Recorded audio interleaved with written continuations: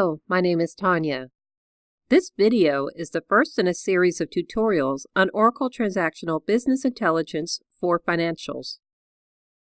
In this tutorial, I'll introduce you to how the financials applications use Transactional Business Intelligence, which is a tool for creating analysis, dashboards, and infolets.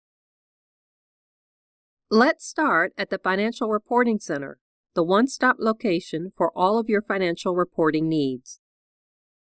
I'm going to take a closer look at the Payables Aging Summary Analysis.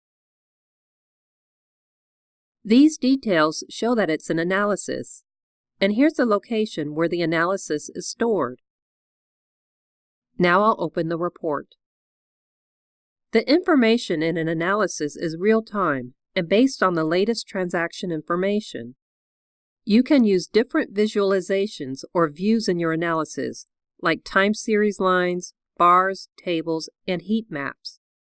A single analysis can even use different types of views to help structure information in a way that's useful for your audience. This aging analysis displays bars and a table. And I can drill to the details from both types of views. Let's drill from one of the bars. Here's a table with the invoice details. I can switch to a different aging bucket without having to navigate back to the summary. If I want to edit this analysis, I can find it in the directory where it is stored. I can make my changes here.